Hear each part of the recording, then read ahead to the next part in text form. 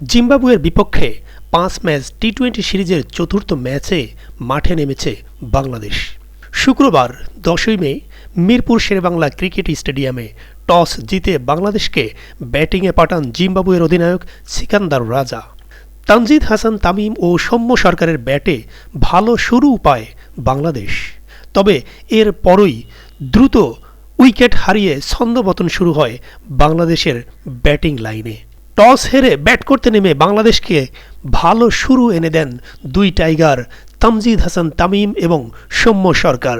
জিম্বাবুয়ের বোলারদের উপর চড়াও হন তানজিদ তামিম, অন্যদিকে কিছুটা ধুঁকতে থাকেন সৌম্য সরকার।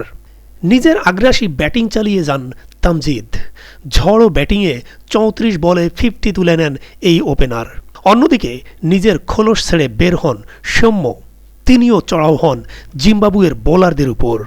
তবে এরপরই দ্রুতই জোড়া উইকেট হারায় বাংলাদেশ। তানজিদ তামিম ৩৭ বলে ৫২ এবং সৌম্য সরকার ৩৪ বলে ৪১ রান করেই সাজঘরে ফিরে যান।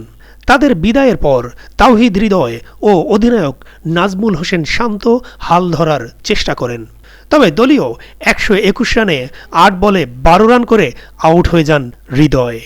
তার বিদায়ের পর ক্রিজে এসেই সাজঘরে ফিরেন সাকিব আল হাসান। ৩ বলে মাত্র ১ রান যোগ করেন তিনি। সাকিবের বিদায়ের পর সাজঘরে ফেরেন শান্ত। ৭ বলে মাত্র ২ রান করেন টাইগার অধিনায়ক।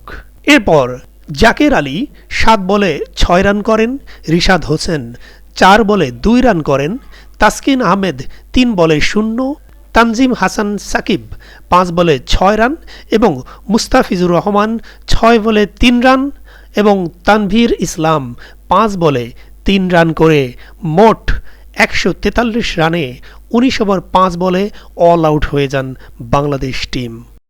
প্রিয় দর্শক, আপনারাই বলুন বাংলাদেশের এই ব্যাটিং পারফরমেন্স আপনাদের কেমন লেগেছে।